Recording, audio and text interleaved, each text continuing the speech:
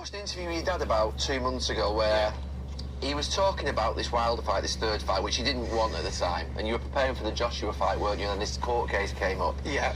And you obviously don't listen, you don't conform to authority. You do what you want to do, don't you? But he said, chuck the belts in and go and fight Joshua. And I'm surprised you haven't challenged the mafia that is boxing and just gone off. I'm fighting you, I want to fight, I'm the champion, I don't care what belt I've got. So, a lot of people don't know this, but I'm not optimistic that the fight will ever happen, to be fair. You don't think he wants it? Nah. He talks a good game, but is he really a fighting man? I'm not really too sure. After his last performance where he got stopped by a little fat kid, I'm not sure that he could even Sounds like me. Sounds like you were boxing me. Anyway, the talk was me and Joshua were going to fight. No contracts were signed or anything like that. And then all of a sudden, Deontay Wilder's put an arbitration against me from a top judge and all the best lawyers in America. So I can't do anything about that. If you want to bring a court case against me in America, and even if I've not done anything, I've got to defend it or else I'm guilty. That's how it works. So I said, all right, then let's do it. So they want to go to court and they want to fight for his rematch, and his contract had expired because of the COVID. But to be honest with you, fair is fair, and I'm a fair man myself, and if the shoe was on the other foot, I'd want my third fight.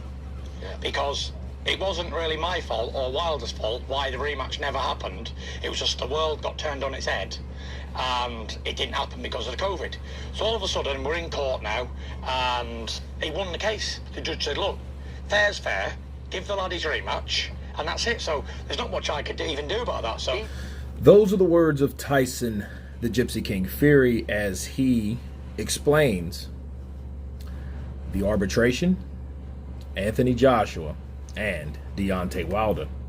Now, I want to counterpunch some things that was said. Shout out to The Overlap for conducting this interview yet again with Tyson Fury. And he stated, the interviewer, first off, he said, you can do what you want to do. You've always done what you've wanted to do, you know.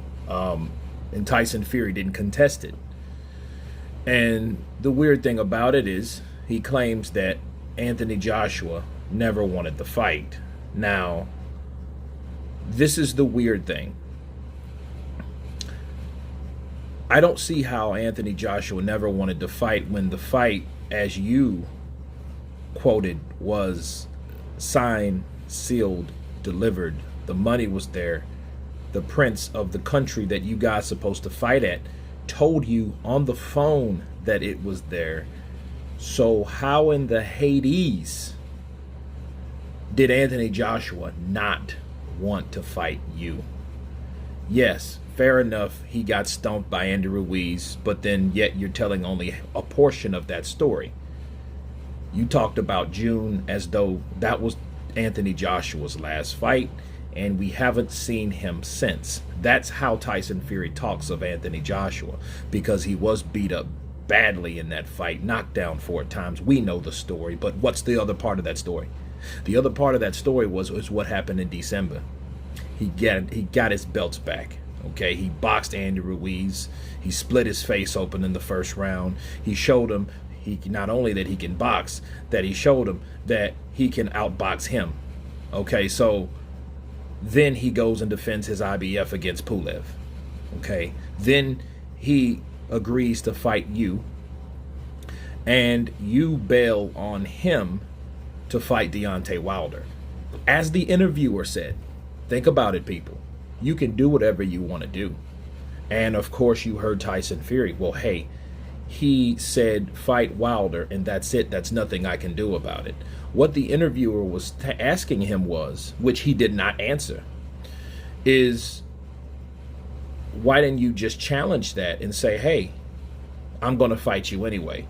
And the weirdest thing about it, he never really responded. Okay. And this is similar to the interview that he did with him before. He called them all types of bodybuilders and this, that, and I'll smoke them, and he couldn't smoke a cigarette and this, that, and the other. But then he never really talked about what happened. Okay, this was a little bit more in depth because he did say, okay, fight Wilder, and I guess Wilder needs and deserves his opportunity and this, that, and the other, and it's not either of our faults that the fight didn't happen.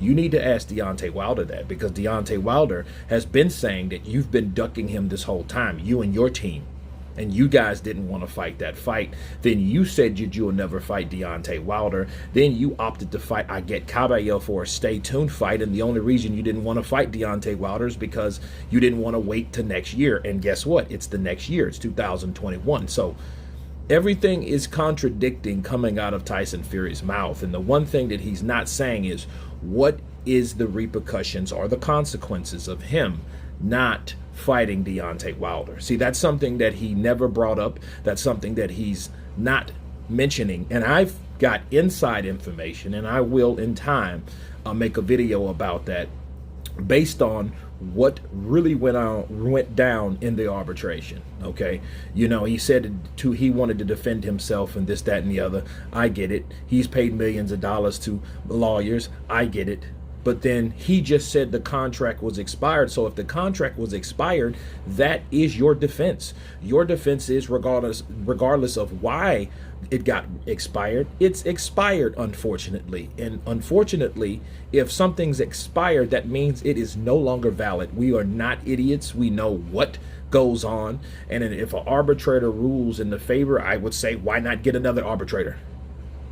Why not hire someone else? Why not go and appeal that decision? See, there was nothing to that magnitude that happened with Tyson Fury and Deontay Wilder, but then yet Tyson Fury says, I don't think the fight is ever going to happen. But why? Based on what? Okay, someone offered you. It would be different if Frank Warren, Bob Arum, these guys were scrambling together, going to Saudi Arabia, going to China, going to other venues, possibly America, to get this fight done. And Eddie Hearn and Anthony Joshua sat back and smoked cigars and watched them run around. That would be different. But it was the other way around, okay? Eddie Hearn was doing everything that he possibly could to make the fight happen. And you know what? The grand scheme of things is he pulled it off. You know how we know he pulled it off? Because Tyson Fury called Prince Khalid to see all the progress that Eddie Hearn did to make the damn fight happen. Okay, so that's my counterpunch for, or when Tyson Fury says that I don't think the fight wants to happen. If the fight don't happen, it won't be because of Anthony Joshua. It would be because of he's skeptical of fighting some of the best fighters. But anyway, that's my counterpunch on this segment. Of course, please subscribe. And you guys been Counterpunch. Peace.